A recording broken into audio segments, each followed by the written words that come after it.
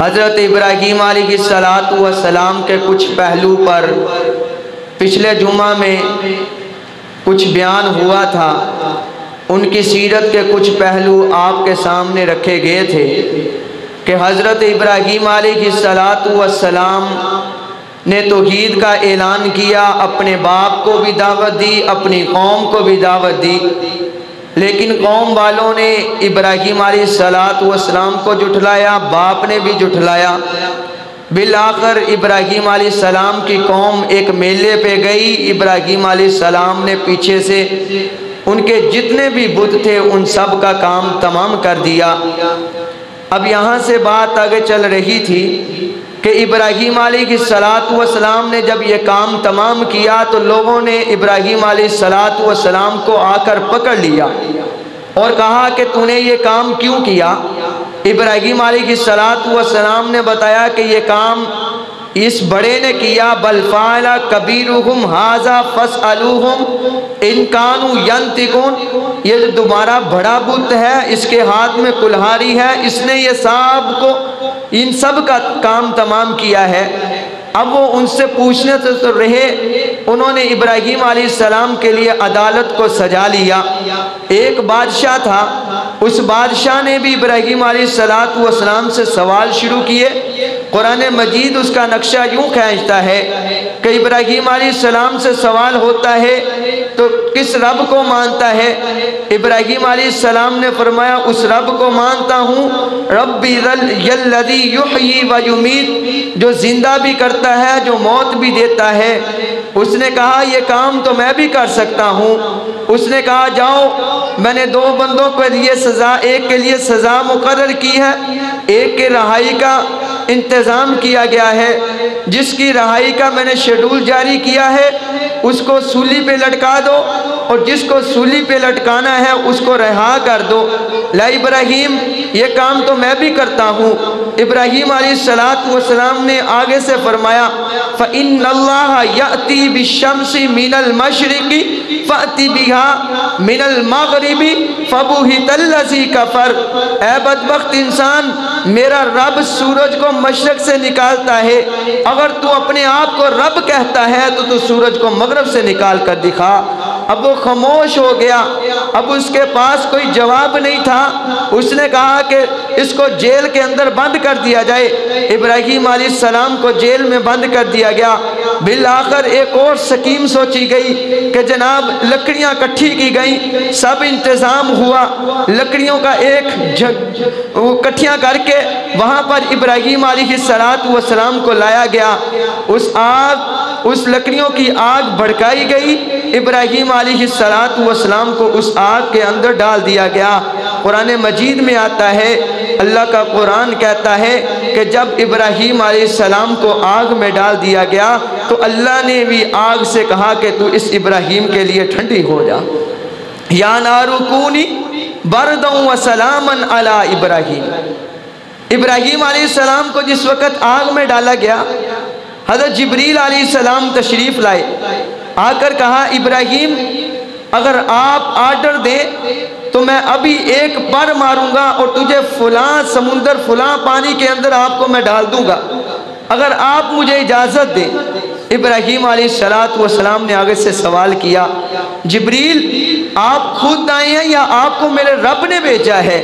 جبریل علیہ السلام نے فرمایا اے ابراہیم جب آپ کو آگ میں ڈالا گیا اللہ نے بھی آسمان کے دروازے کھول دیے، فرشتوں دیکھو کہ ایک میرا محبوب میرے اوپر جان دینے کو تیار ہے۔ فرشتوں نے جب آپ کو دیکھا تو پھر میں آ گیا، خود رب سے اجازت نہیں لی، رب نے مجھے نہیں کہا کہ جا کر ابراہیم سے کہہ، تو ابراہیم علیہ السلام نے فرمایا اے جبریل جس رب کی رضا کی خاطر میں اس آگ میں گیا ہوں، اگر وہ میرا رب چاہے گا مجھے جلا دے گا، اگر نہیں چاہے گا تو مجھے بغیر جلائے آگ سے نکال دے گا۔ حضرت ابراہیم علیہ السلام اس آگ میں تھے۔ قرآن مجید میں آتا ہے یا نار کونی بردا وسلاما علی ابراہیم، کہ اے آگ ابراہیم کے لیے ٹھنڈی ہو جا۔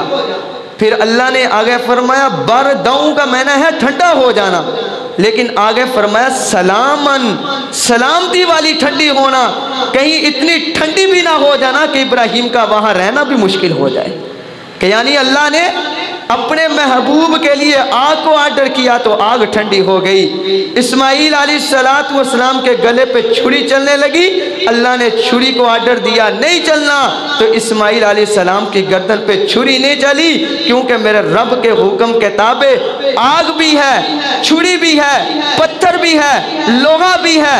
جب ہر چیز میرے رب کے تابع ہے، اے انسان تو میرے رب کے تابع کیوں نہیں ہوتا؟ آج ہم اپنے رب کی ہر طرح کی نعمت کھا رہے ہیں، اگر نہیں ہے تو ہم اپنے رب کی اتباع نہیں کر رہے۔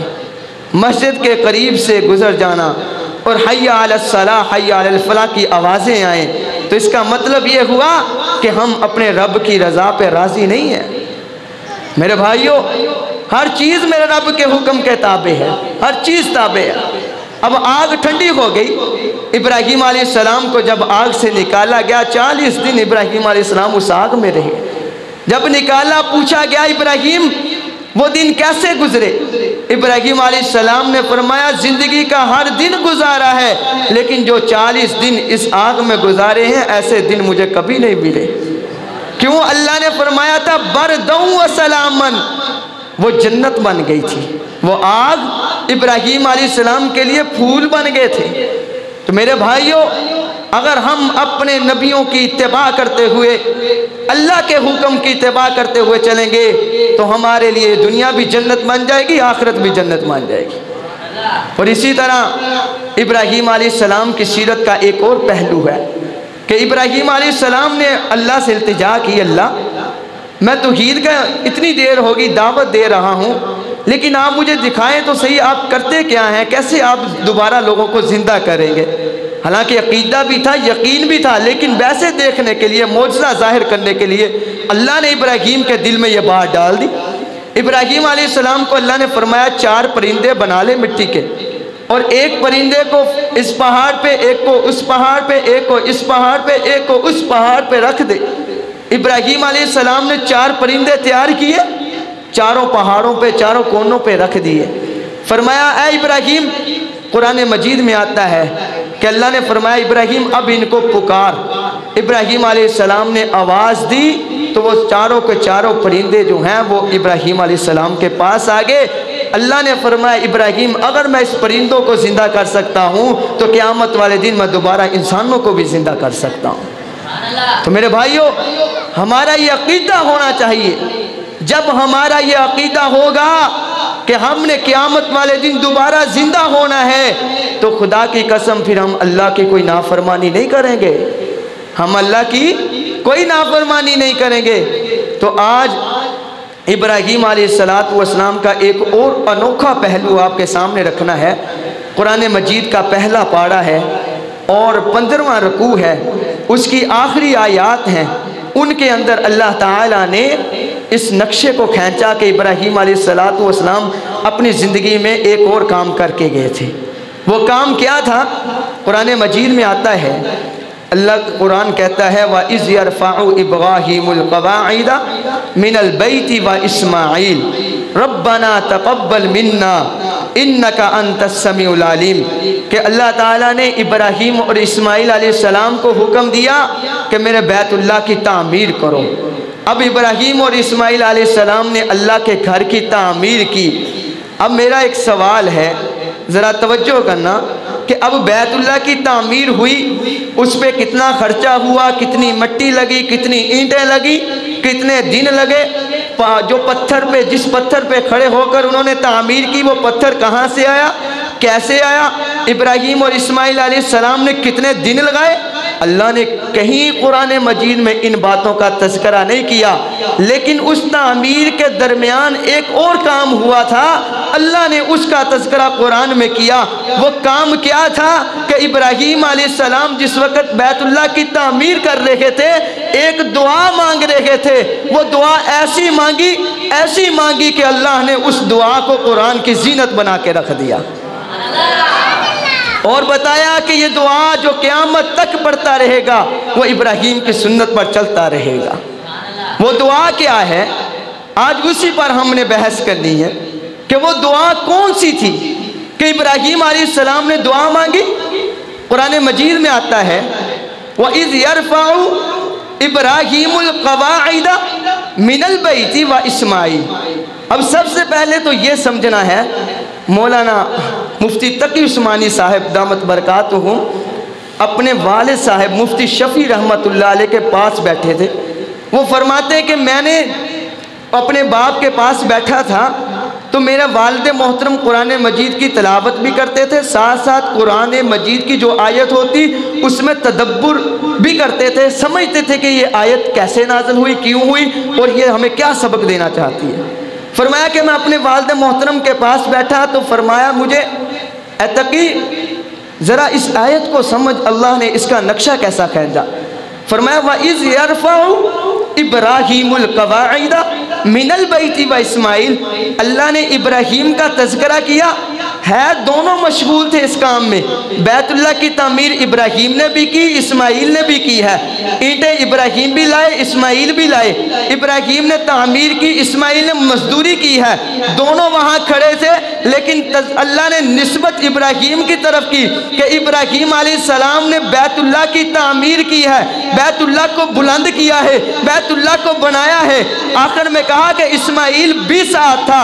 اللہ نے یہ نہیں کہا کہ ابراہیم اور اسماعیل نے مل کر بیت اللہ کی تعمیر کی ہے، بیت اللہ کو بنایا ہے، بیت اللہ کو بلند کیا ہے، نہیں، اللہ نے کہا کہ ابراہیم نے بنایا ہے، اسماعیل بھی ساتھ تھا۔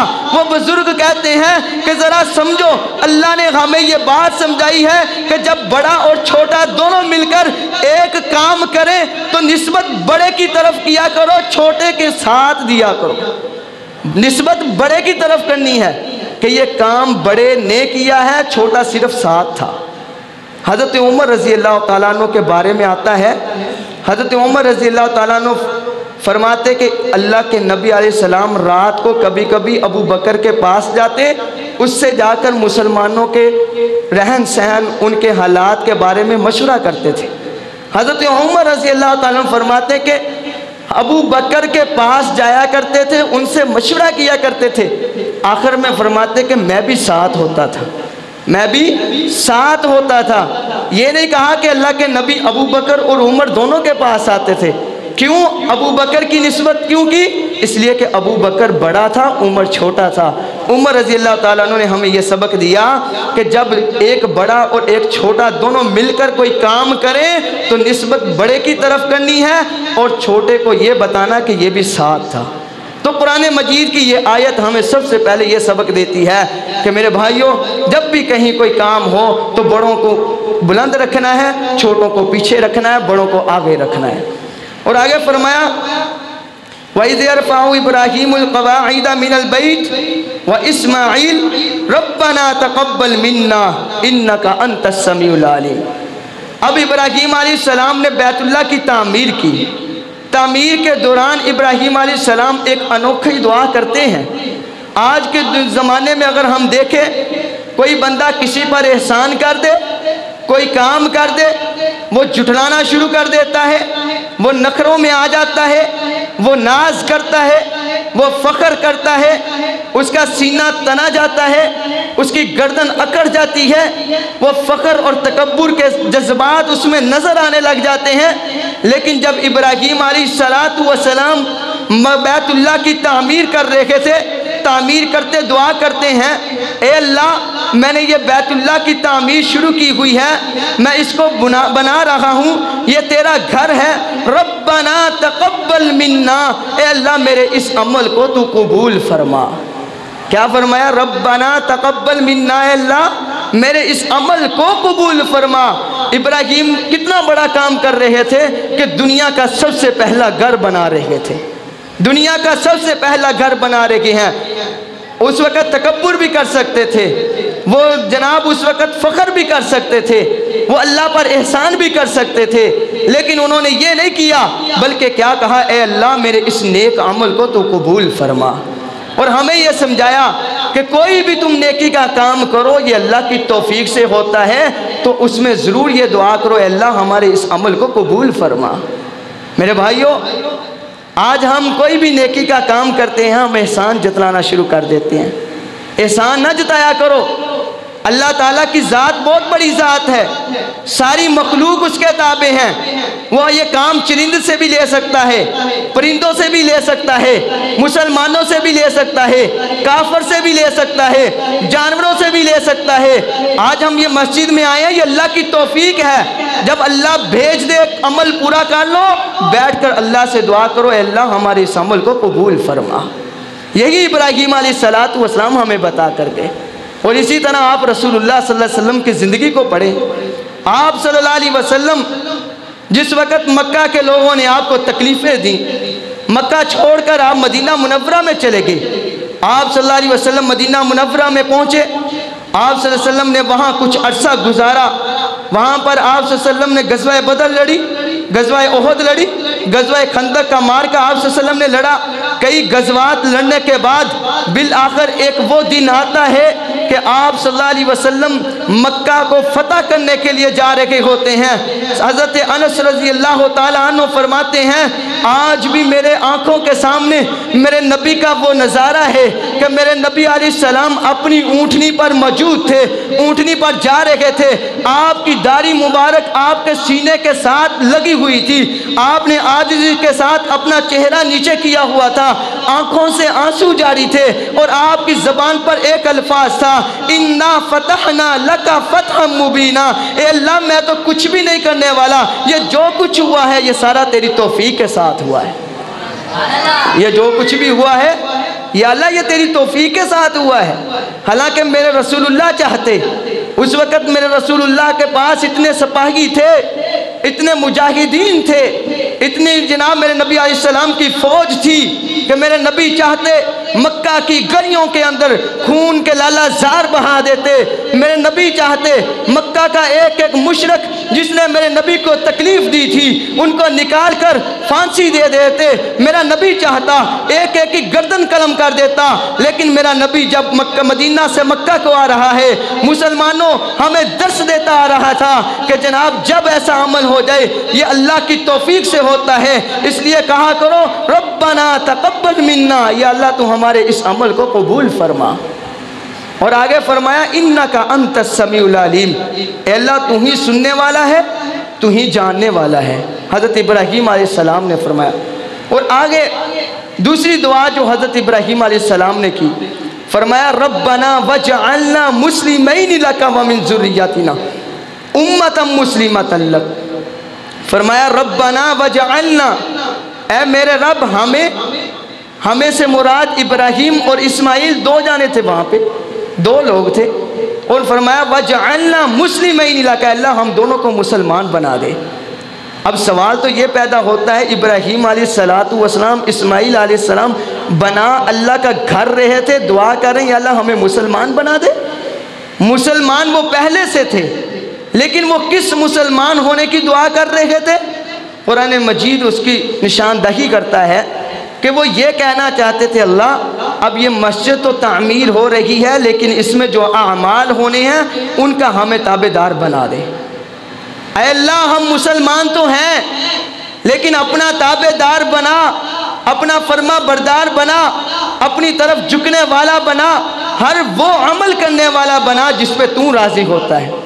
अब इब्राहीम अलैहिस्सलाम की ये आयत हमें ये सबक देती है, अपनी औलाद के लिए दुआ करना ये भी इब्राहीम की सुन्नत है। अपनी औलाद के लिए दुआ करना इब्राहीम अलैहिस्सलाम की सुन्नत है। इब्राहीम अलैहिस्सलाम अपनी औलाद के लिए दुआ कर रहे थे।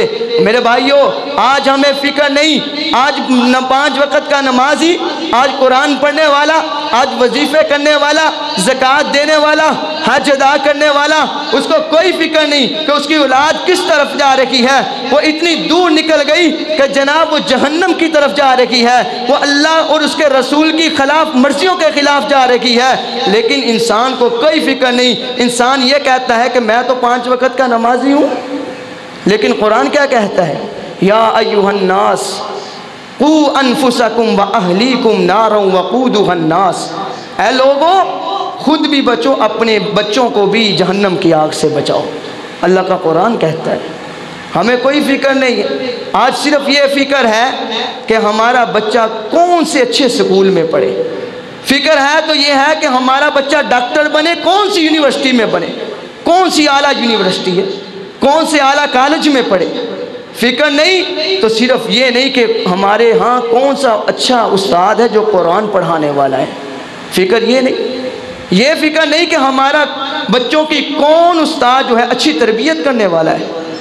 تو آپ حضرت ابراہیم علیہ السلام کی سیرت کو پڑھیں، انہوں نے اپنے بچوں کے لیے دعا کی، یا اللہ میرے بچوں کو فرما بردار بنا دے۔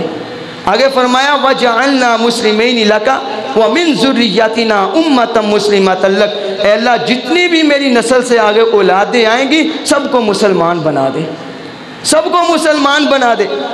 حضرت ابراہیم علیہ السلام نے سب کے لیے دعا کر دی کہ جتنے بھی آئیں گے قیامت تک کے لیے اب سب کو یا اللہ تو فرما بردار بنا دے۔ تو میرے بھائیوں، یہ ابراہیم علیہ السلام کی دعا ہے جو انہوں نے اس وقت جب بیت اللہ کی تعمیر کر رہے تھے اس وقت دعا مانگی، اللہ نے اس دعا کو قرآن کا قیامت تک کے لیے زینت بنا کے رکھ دیا۔ اور آگے فرمایا وَتُبْ عَلَيْنَا وَتُبْ عَلَيْنَا، اے اللہ میں آپ سے توبہ کرتا ہوں میری کمی کوتاہیوں کو معاف کر دے۔ اب یہاں پہ یہ سوال پیدا ہوتا ہے، ابراہیم تو بیت اللہ کی تعمیر کر رہے تھے، اچھا اور نیک کام کر رہے تھے، لیکن دعا کرتے یا اللہ مجھے معاف کر دے۔ تو یہاں پر علماء نے لکھا ابراہیم علیہ السلام نے دعا اس لیے کی کیونکہ ابراہیم علیہ السلام جانتے تھے جو اللہ تعالیٰ نے جیسا مجھے حق دیا تھا اس کو بنانے کا میں ویسے نہیں بنا سکتا، اے اللہ میں کمی کوتاہی کوئی نہ کوئی رہ گئی ہوگی، میں انسان ہوں، اس لیے میرے اس عمل کو قبول فرما اور مجھے معاف کر دے۔ حضور علیہ السلام نماز پڑھتے، سلام پھیرتے، 3 مرتبہ استغفر اللہ استغفر اللہ استغفر اللہ پڑھتے۔ اور اسی طرح قرآن مجید میں بھی آیا کہ کچھ اللہ کے نیک بندے ہیں پوری رات تہجد پڑھتے ہیں، نماز ادا کرتے ہیں، نفل پڑھتے ہیں، درود شریف پڑھتے ہیں، لیکن وَبِالْأَسْحَارِ هُمْ يَسْتَغْفِرُونَ، جب صبح ہوتی ہے وہ استغفار کرتے ہیں۔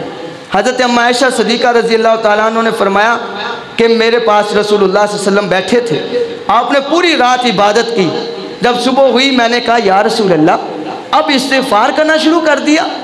اللہ کے نبی علیہ السلام نے فرمایا عائشہ میں پوری رات عبادت کرتا رہا، میں ویسے حق ادا نہیں کر سکا جیسے میرا رب چاہتا تھا، شاید کوئی کمی بیشی رہ گئی ہوں اس پر میں استغفار کر رہا ہوں۔ میرے بھائیوں کوئی بھی نیک عمل کرو، کوئی کسی کو کچھ دو، کسی پر احسان کرو، کسی کا کوئی کام کرواؤ، نماز پڑھو، عبادت کسی قسم کی بھی کرو، کرنے کے بعد سب سے پہلے استغفار کرو، استغفار کر کے اللہ سے دعا مانگو، یہ ابراہیم کی سنت ہے، میرے نبی کی سنت ہے۔ اس کے بعد دعا مانگنی ہے یا اللہ ہمارے اس عمل کو تو قبول فرما۔ اور آگے فرمایا انک انت التواب الرحیم، یا اللہ تو ہی توبہ کو قبول کرنے والا ہے، تو ہی رحم کرنے والا ہے۔ آگے ابراہیم علیہ السلام نے جو تیسری دعا مانگی وہاں کھڑے ہو کر جب بیت اللہ کی تعمیر کر رہے تھے، فرمایا ربنا وابعث فیہم رسولا منہم یتلو علیہم آیاتہ، اے میرے رب اب میں نے تیرا گھر تو بنا دیا، اے اللہ اب میں نے وہ گھر بنا دیا جس کا تو طلبگار تھا، اب اس گھر کو آباد کرنے والا بھیج دے۔ اللہ میں نے وہ گھر بنا دیا جس میں تیرا قرآن رکھا جائے گا، اب اس قرآن کی تلاوت کرنے والا بھیج دے۔ اے اللہ میں نے وہ گھر بنا دیا جو قرآن والا ہے، اے اللہ اس قرآن کے علوم کو، اس قرآن کی روشنی کو دنیا کے کونے کونے تک پہنچانے والا بھیج دے۔ اے میرے اللہ میں نے اس گھر کو بنا دیا ہے، اب اس گھر کی صفائی کرنے والا بھیج دے۔ اے اللہ میں نے تیرا مکان تو بنا دیا ہے، اب تو مکین بھیج دے۔ اے اللہ میں نے بیت اللہ بنا دیا ہے، تو محمد الرسول اللہ بھیج دے، محمد الرسول اللہ بھیج دے۔ اب ابراہیم نے یہ دعا کی، اللہ کے نبی علیہ السلام کے لیے ابراہیم بیت اللہ بنا رہے ہیں اور دعا کر رہے ہیں۔ جب دعا کی کیا دعا کی؟ ربنا وابعث فیہم رسولا منہم، اے اللہ اس میں ایک ایسا رسول مبعوث فرما یتلو علیہم آیاتہ جو تیرا قرآن پڑھے، ویزکیہم علیہم آیاتہ وہ تیرے قرآن کے علوم کھول کھول کر لوگوں کو سمجھائے، ویزکیہم اور لوگوں کے ظاہر اور باطن کی صفائی کرے۔ ایسا رسول تو اس مکان میں بھیج دے۔ پھر رب کائنات نے ایسا رسول بھیجا کہ قیامت تک اس کے بعد کوئی رسول نہیں آئے گا، ایسا رسول بھیجا، اور وہ رسول اللہ صلی اللہ علیہ وسلم کی ذات تھی جو میرا نبی علیہ السلام نے اس مکہ کو فتح کیا۔ میرے بھائیوں وہاں سے قرآن کے علوم کی روشنی نکلی، دنیا کے کونے کونے تک گئی۔ حالانکہ میرا نبی علیہ السلام مدینے میں چلے گئے تھے، وہاں پہ میرے نبی علیہ السلام نے محنت کی، اور ابراہیم علیہ السلام کی یہ سیرت ہمیں یہ بات سمجھا رہی ہے کہ آپ نے یہ دعا کیوں مانگی جو آخری دعا تھی؟ فرمایا کہ مسجدیں تو بنے گی، پکی ہو جائیں گی، زیب و زینت اور جناب روشنائیاں اس پر ہو جائیں گی، لیکن مسجدوں کی عمارت بنانا مقصود نہیں، یہ اس وقت تک اس کا مقصد نہیں پورا ہوگا جب اس کے اندر رسول اللہ کی تعلیم نہیں چلائی جائے گی۔